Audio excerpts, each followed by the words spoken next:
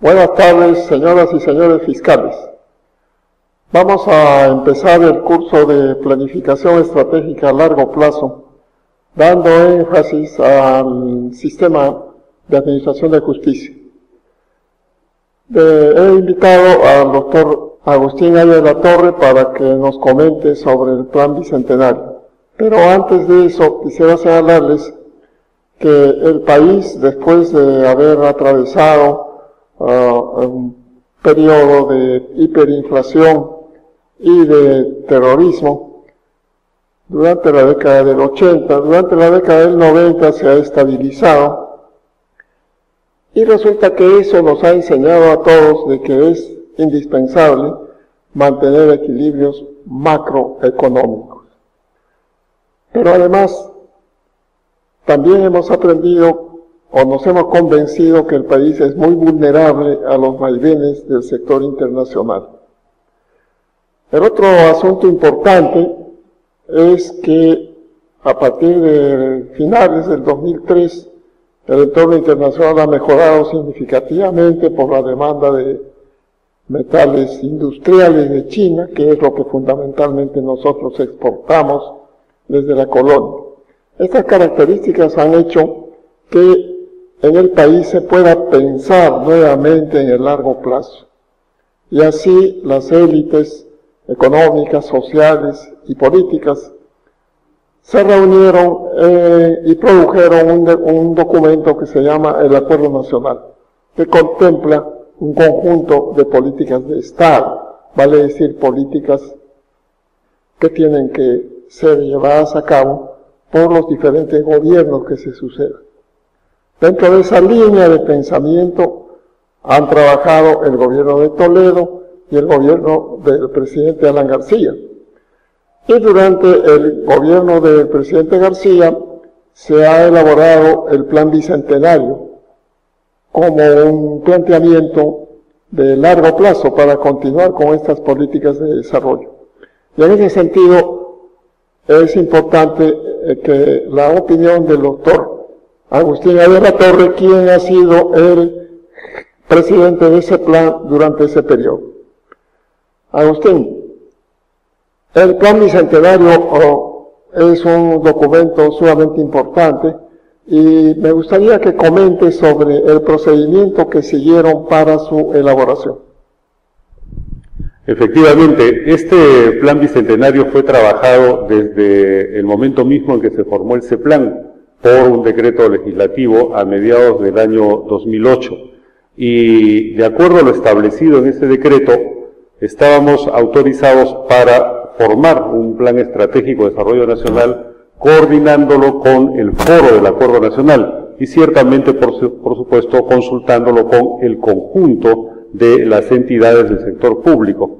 Y decidimos entonces aplicar como metodología las aproximaciones sucesivas para, en la medida en que íbamos consultando y elaborando aspectos parciales de este documento, nos permitía, mediante este intercambio, poder corregir, poder recoger aportes, de forma tal que organizamos más de 2 decenas de talleres con especialistas académicos, de organismos no gubernamentales, funcionarios públicos, empresarios. Hicimos varios centenares de consultas, alrededor de 4.000 consultas que fueron respondidas por escrito de todas las entidades públicas y privadas que quisieron participar en este proceso, y también establecimos mecanismos para que los ciudadanos opinen, y en ese sentido participaron alrededor de 100.000 personas.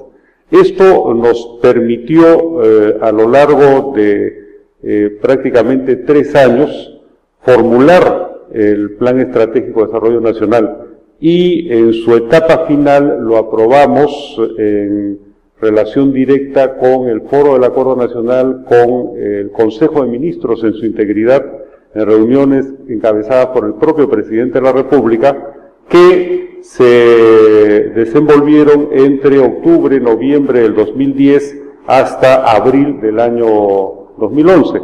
Y eso fue lo que permitió que en junio, finalmente, luego de haberse aprobado por unanimidad en el Acuerdo Nacional, se promulgara el Plan Estratégico de Desarrollo Nacional, cuyo horizonte es el año 2021. O sea que el Plan Bicentenario se formuló en un verdadero proceso de participación de los diversos agentes que tienen que ver o que se interesan en el proceso de desarrollo. Resulta que el plan tiene varios objetivos y varias líneas estratégicas. Me gustaría que comentes sobre los objetivos y las principales líneas estratégicas.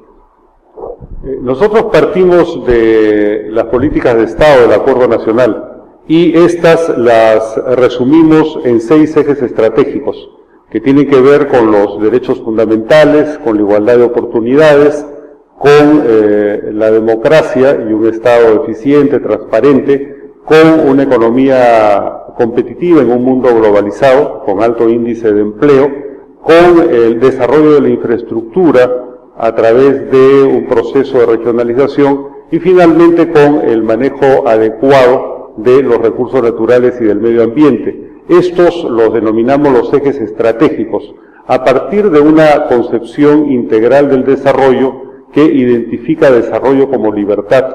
Hicimos un repaso de las políticas de crecimiento y desarrollo que se habían estructurado luego del famoso crack del año 1929, en que quebró la economía mundial, y a partir de ahí empezó una reflexión de cómo vincular al Estado con el desarrollo económico, que inicialmente la hace para el corto plazo Keynes, ¿no?, con sus famosos trabajos que luego son traducidos en política práctica por el presidente Roosevelt en los Estados Unidos, y se genera desde entonces una serie de interpretaciones teóricas y que luego van a tener aplicación práctica, sobre todo en los procesos de reconstrucción o de desarrollo de los países luego de la Segunda Guerra Mundial. Entonces repasamos nosotros estos esquemas. Para América Latina, el que formuló CEPAL con su fundador Raúl Prebisch, este proceso de industrialización vía sustitución de importaciones. Luego revisamos a los teóricos de la dependencia y el esquema desarrollista que se aplicó en los años 60, 70, también el modelo que planteaba el retroceso o el abandono de la responsabilidad pública para que el mercado resuelva por sí solo los problemas existentes en la economía y en la sociedad. Y finalmente adoptamos la propuesta que Amartya Sen, el Premio Nobel de Economía, logró encarnar desde el año 90 como una política de las Naciones Unidas, que es esto de comprender al desarrollo dentro de un concepto filosófico que lo homologa como el conjunto de condiciones para que las libertades se hagan realidad. Los derechos políticos, civiles, económicos, sociales, medioambientales, culturales. Por lo tanto, en una comprensión de conjunto. Y de ahí se derivaron estos 6 ejes. Y estos 6 ejes los hemos traducido aplicando las modernas herramientas de la planificación a través de objetivos generales, objetivos específicos, lineamientos de política, acciones prioritarias, metas, ¿no?, para alcanzar hacia el 2021 en todos estos aspectos, y concluye cada eje en programas estratégicos. ¿Cuál es la idea de estos programas estratégicos, que suman más o menos 88 en total, ¿no?, divididos entre cada uno de los ejes? Es que estos programas estratégicos son los que permiten articular estas políticas a lo largo de estos años, hasta el 2021, y deben ser traducidos anualmente en el presupuesto de la República, de tal forma de que las metas puedan irse ajustando, en algunos casos adelantando o introduciendo los mecanismos necesarios para que se cumplan, pero de hecho ordenando al conjunto del aparato público con la participación consensuada de la sociedad civil en lograr la aplicación de estos programas. Es decir, se trata de buscar un desarrollo ordenado, sistemático, en la medida de lo posible, ¿no? Y, por cierto, de irlo perfeccionando en el curso del tiempo. Ahora, el primer eje estratégico, si mal no recuerdo, se refiere a los derechos humanos. Y eso tiene que ver fundamentalmente con la justicia. En ese sentido, me gustaría saber si en la elaboración del Plan Bicentenario se revisó el informe de la CEDIAJUS, que en buena cuenta es un plan a largo plazo para la Administración de Justicia y que se aprobó en 2004. Así es, en general nosotros recogimos todos los planes que habían sido formulados hasta ese momento, tanto planes sectoriales como planes regionales, propuestas también desde el lado de la sociedad civil, por ejemplo, la CONFIEP y entidades sindicales como la CGTP y la CTP tenían formulaciones correspondientes en sus campos sobre cómo veían el desarrollo económico, social en general. Y todos estos planes fueron recogidos y ciertamente analizados para incorporar los aspectos que correspondían al desarrollo de largo plazo. En el caso de la justicia tuvimos particular cuidado porque es un tema muy sensible, lo sabemos en nuestro país. Hay entidades nuevas creadas desde la Constitución de 1979 que se han venido desarrollando, ¿no? Entre ellas el Ministerio Público, y en conjunto el Poder Judicial, ¿no? Ha venido requiriendo un tratamiento específico para tratar de superar los déficits que lamentablemente lo han venido acompañando y que no lo acercan al ciudadano ni permiten a nuestra sociedad tener claridad sobre una justicia moderna, eficiente, transparente y adecuada. Por eso es que recogimos lo que había avanzado el CEDIAJUS y que se venía aplicando ya como política de Estado, porque esto es algo que hay que entender. La idea fundamental del plan estratégico es que se asuman políticas nacionales, políticas públicas como políticas de Estado, es decir, que trasciendan la responsabilidad de las administraciones quinquenales de cada gobierno, de acuerdo al mandato constitucional, y que permitan enlazar estos aspectos fundamentales con su proyección en el mediano y largo plazo, de manera tal que no se vuelvan a empezar las cosas como si fuera una absoluta novedad, sino que en todo caso se corrija y se perfeccione lo que haya que hacer. Pero en relación al primer eje, los derechos fundamentales tienen que ver con la identidad y tienen que ver con la idea de la justicia. En identidad hemos avanzado de manera significativa, en identidad, digamos, desde el punto de vista formal, orgánico, de que todos los peruanos estemos registrados, ¿no? Ahora, ya prácticamente el 100% lo está y se avanza de manera muy significativa con la identidad desde el nacimiento, ¿no? Lo que nos pone ya a nivel de una sociedad contemporánea. Y en el caso de la justicia, como digo, los ejes principales y las recomendaciones de CEDIAJUS están incorporadas dentro de las recomendaciones para transformar esto en programas estratégicos. El otro aspecto que me gustaría que comentes es el siguiente. La administración del presidente Toledo introdujo la descentralización y resulta que este tema se constituye una de las principales reformas estructurales de la administración estatal. ¿Hasta qué punto este proceso complica los procedimientos de planificación a largo plazo y cuál es tu visión sobre lo que se ha avanzado, las dificultades que aún subsisten? Estoy convencido de que la descentralización es la reforma más importante que se ha introducido en el Estado republicano y es un proceso, por cierto, complejo. La democracia recuperada del 2012, en un debate parlamentario, reabrió el proceso de regionalización que es parte de la descentralización, creando gobiernos regionales en cada uno de los gobiernos departamentales. Esto para aliviar un proceso y no debatir sobre fusiones, donde la discusión sobre la capitalidad hace que eso siempre sea improcedente, la práctica lo ha demostrado. Pero al crearse estos gobiernos regionales y no generarse regiones, en realidad lo que hemos tenido ha sido que se le dan atribuciones y competencias muy importantes, se descentraliza efectivamente el poder, pero sobre una base territorial que es la departamental, la misma que existe desde hace mucho tiempo, ¿no?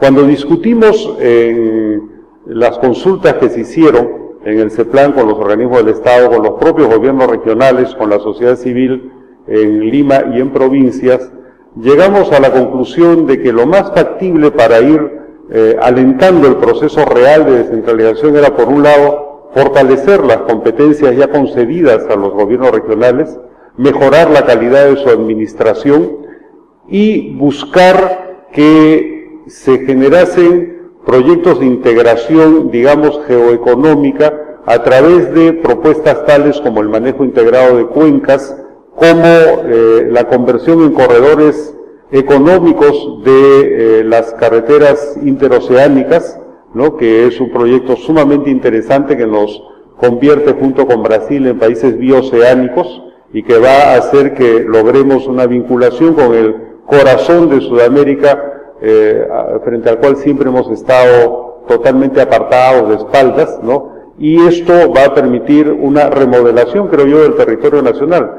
Por ejemplo, también parte de estos programas que trascienden los límites departamentales, aparte del manejo integrado de cuencas o de estas carreteras interoceánicas, está el manejo de las redes eléctricas, ¿no?, o de inversiones que permitan explotaciones conjuntas que hagan ver que el límite departamental no es un obstáculo para un verdadero desarrollo regional. Entonces, estos programas estratégicos que generan estas vinculaciones geoeconómicas más allá del límite departamental y que pueden legalmente desarrollarse a través de mancomunidades, tomando el ejemplo de las mancomunidades municipales, es lo que alentamos como un componente del proceso de descentralización.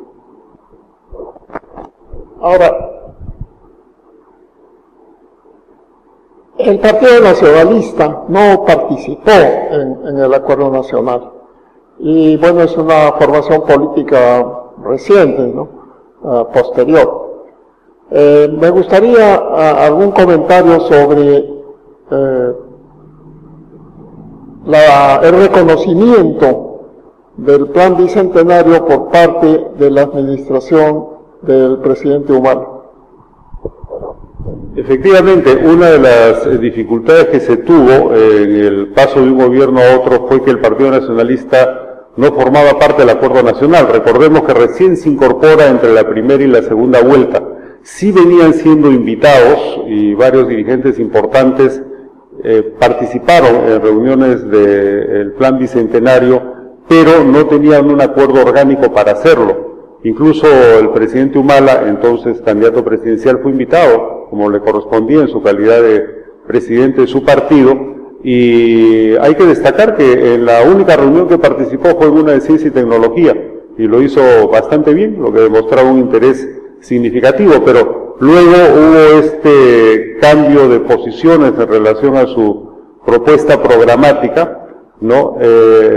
Y ya una vez echado a andar el gobierno, han tenido una posición que yo diría relativamente débil frente al CEPLAN, ¿no? Entiendo que el CEPLAN está en los últimos meses tratando de articular los planes regionales con el Plan Bicentenario, lo cual es una tarea que corresponde, pero no he notado que hayan avanzado en lo que quedó pendiente, que era la elaboración del plan de mediano plazo, que era lo que correspondía, es decir, una vez aprobado el plan de largo plazo, de aquí hasta el 2021, Bicentenario de la República, entonces cada uno de los gobiernos dentro de este periodo tenían que formular el plan de mediano plazo, es decir, cuáles van a ser sus objetivos, sus estrategias, sus metas en sus 5 años de ejercicio administrativo. Y lamentablemente eso no ha sido formulado de una manera específica, definida, de forma tal que no sabemos con claridad cuáles son las metas de este gobierno.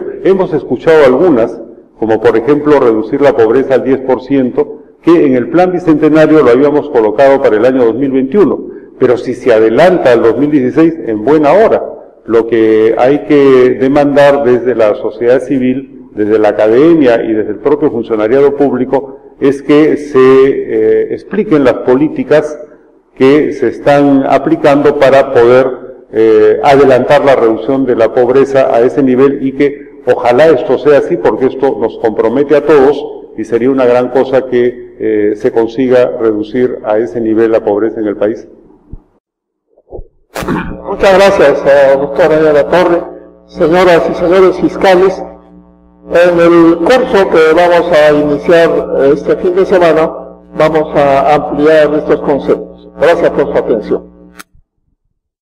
De haber atravesado un periodo de hiperinflación y de terrorismo durante la década del 80, durante la década del 90 se ha estabilizado, y resulta que eso nos ha enseñado a todos de que es indispensable mantener equilibrios macroeconómicos.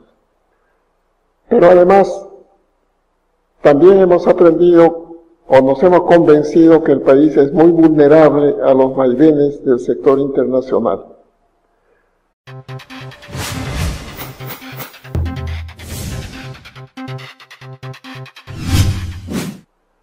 Buenas tardes, señoras y señores fiscales. Vamos a empezar el curso de planificación estratégica a largo plazo, dando énfasis al sistema de administración de justicia. He invitado al doctor Agustín Ayala Torre para que nos comente sobre el Plan Bicentenario. Pero antes de eso, quisiera señalarles que el país, después de... El otro asunto importante es que a partir de finales del 2003, el entorno internacional ha mejorado significativamente por la demanda de metales industriales de China, que es lo que fundamentalmente nosotros exportamos desde la colonia. Estas características han hecho que en el país se pueda pensar nuevamente en el largo plazo. Y así las élites económicas, sociales y políticas se reunieron y produjeron un documento que se llama el Acuerdo Nacional, que contempla un conjunto de políticas de Estado, vale decir políticas que tienen que ser llevadas a cabo por los diferentes gobiernos que se sucedan. Dentro de esa línea de pensamiento han trabajado el gobierno de Toledo y el gobierno del presidente Alan García.